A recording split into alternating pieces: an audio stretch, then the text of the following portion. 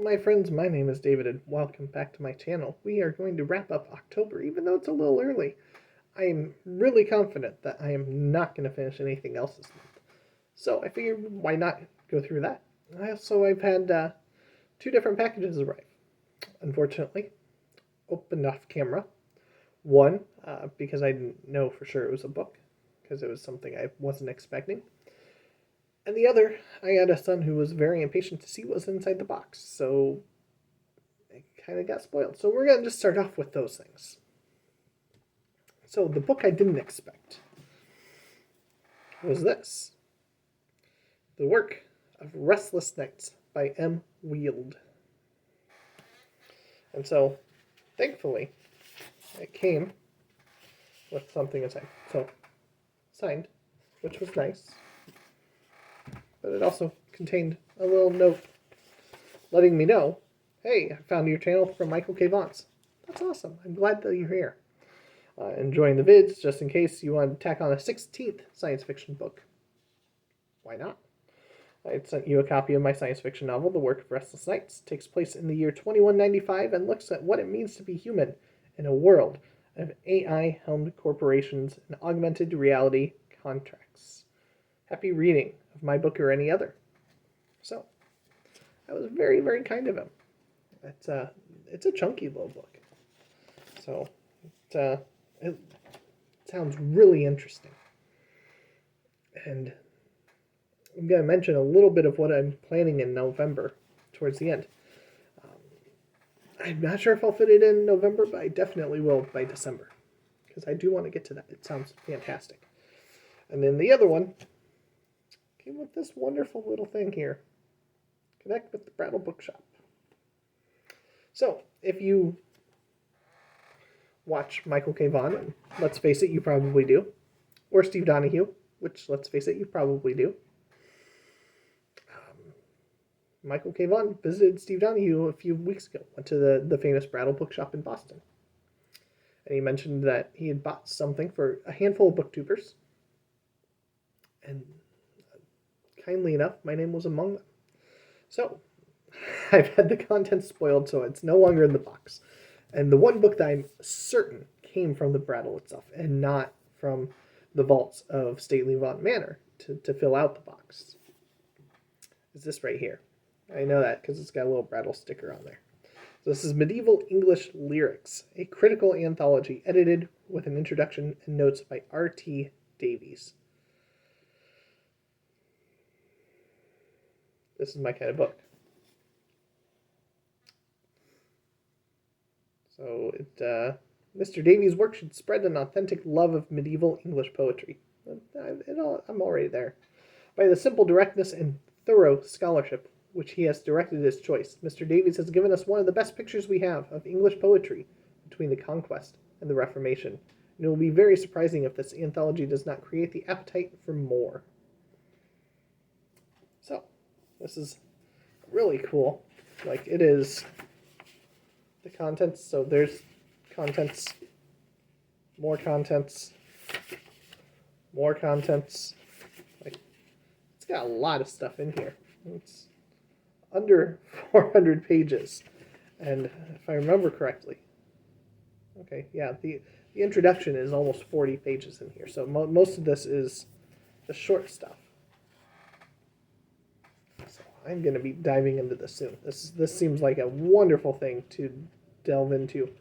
Perfect to add into my poetry collection, my medieval collection. It hits on all the notes there. So, well done, Michael. But there was more. But wait, there's more. So we have a history of Rome. This is M. Carey and H. Scullard. Now, Michael is a good authority on Roman history. It's been an interest of his. His favorite book of all time is Herodotus' Histories, which I still need to read. I have a feeling what I ought to do soon, maybe kick off the new year with Herodotus and this side by side, because this is dense. There's a lot in here, but I imagine This is going to be a very, very rich and rewarding experience.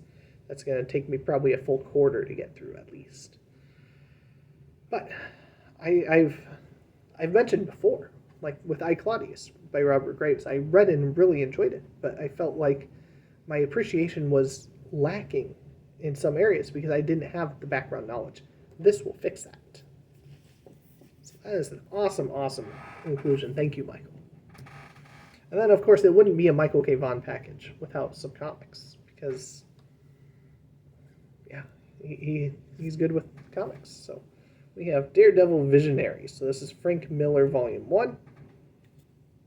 So this is before the Dark Knight returned, before the Elektra saga, before Sin City, there was the Man Without Fear. Frank Miller took one of Marvel's most unlikely heroes and turned him into a comic book legend.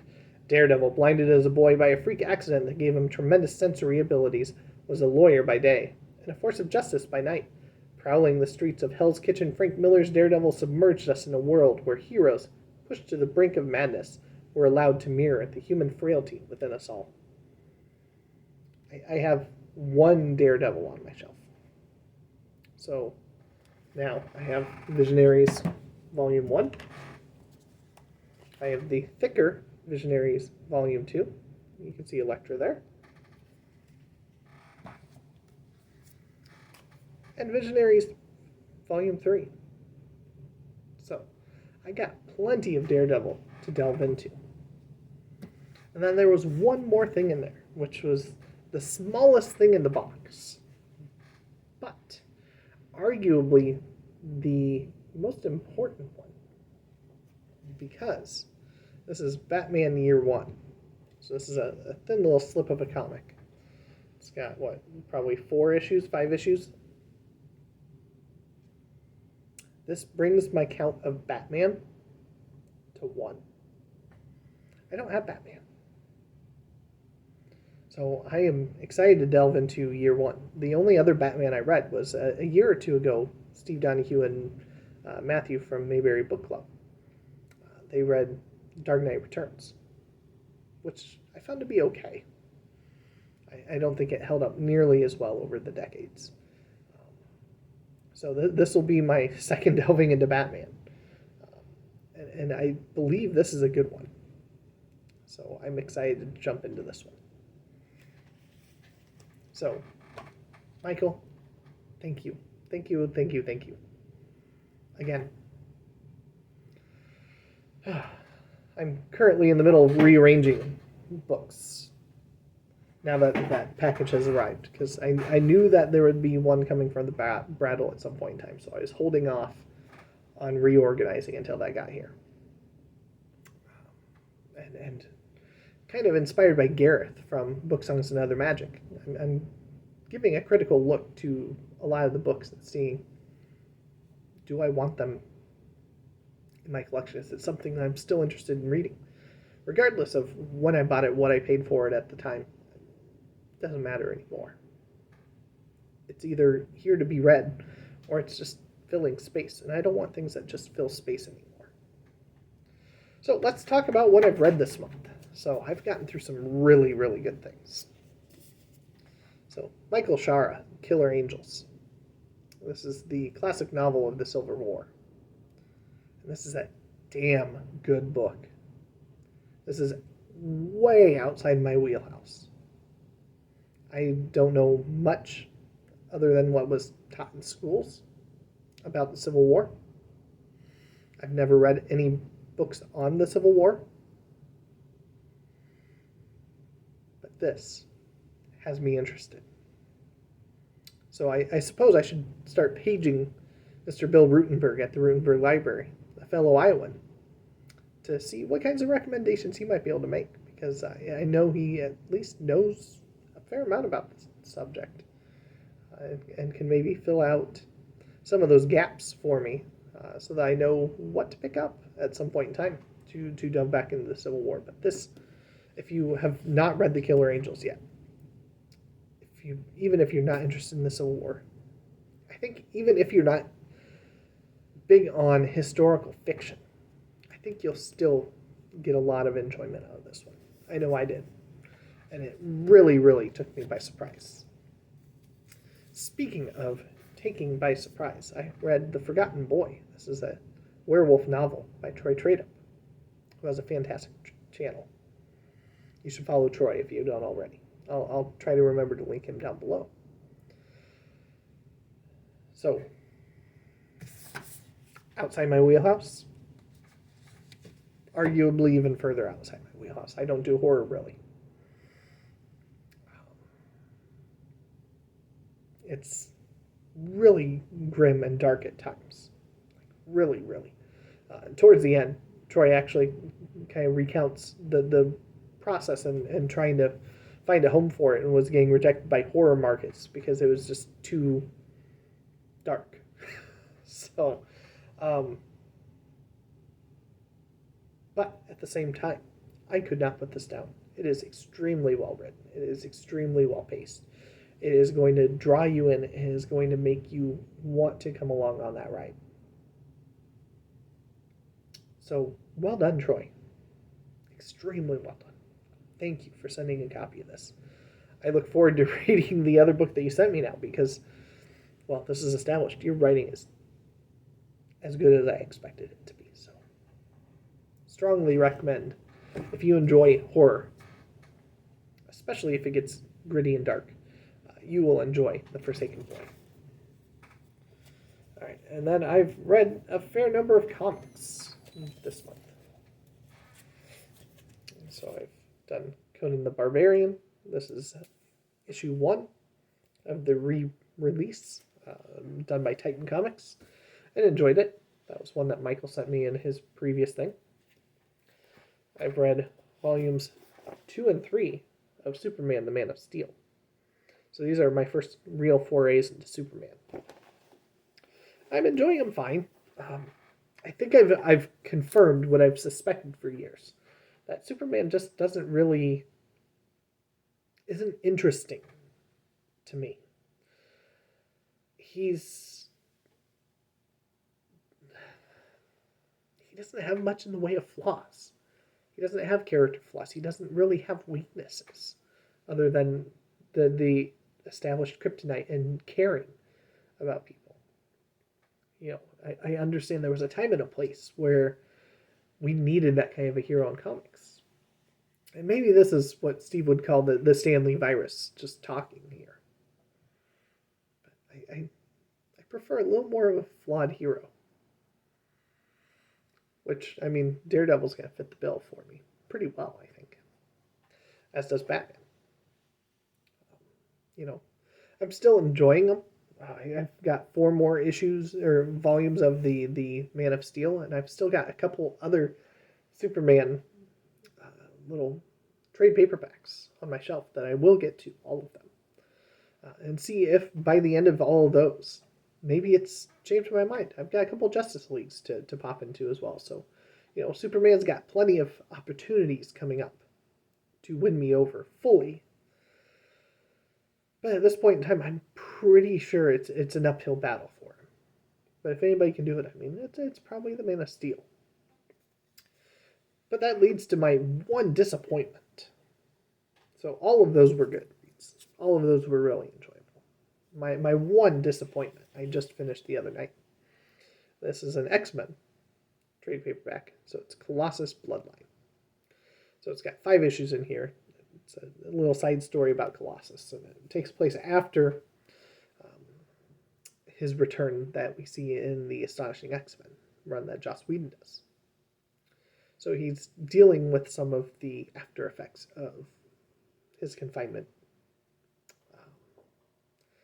And it deals with, there's a curse on his family, and family members are dying.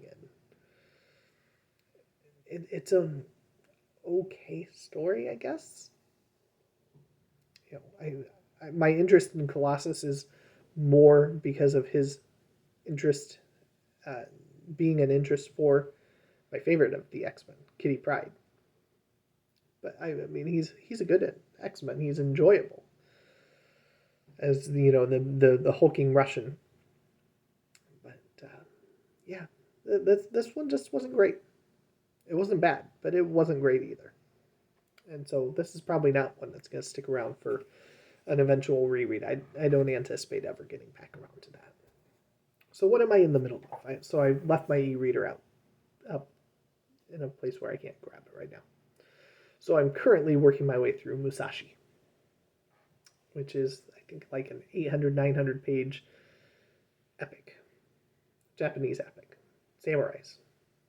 And I'm a little over a third of the way in it and loving every bit of it. It's impossible to put down. It's just a very slow, like chipping away each and every day. I'm getting a couple percent further. Because my reading time, I'm not getting big blocks of, 2-3 hours to sit and read. It's more of maybe I'll get an hour and a half in here at most of interrupted along the way reading sprints. So I am working through with my good friend Scott Danielson. We're working through the Book of the New Sun. So this is by Gene Wolfe. We finished book 1, and it really, really enjoyable. So I guess this isn't a finish, but it's also an ongoing, because we're going to, I think, go through all 4 of the books. I know we are planning this week to pick back up in book 2. He had to take a little bit of a break in there because of a trip that he had planned. And so I think he'll be back from that Monday-ish. And so we catch up every Friday. And I think it's going to be 4 or 5 weeks to get through book 2 in here. So that's the second half. And I mean, the first book was just barely 200 pages long. And so this ends just barely past the 400 mark. So it's going to be another really slow pace through the next 200 pages. But it's working out perfectly. It lets me dive into other things like Musashi. So I'm really, really enjoying Book of the New Sun. I need to get volume 2. So this is the first half of. I need to find the second half of. I do have an e-copy of it. So even if we get to the end before I pick up a new copy, a physical copy, because I'm going to want to reread this one, I'll be sad. So I'm in good shape for that. Last weekend, I picked up and started Shadow Moon. So this is one I've been wanting to read for a while. It's upstairs as well, so that's why you just have the little dust cover here. So this is by George Lucas and Chris Claremont. This is book 1 in a trilogy. I didn't even realize it was a trilogy at the time. But this is a continuation of the story from Willow. And already, from what I've read so far, it is a lot better than the TV show that they released. What was it, last year? I did enjoy the TV show.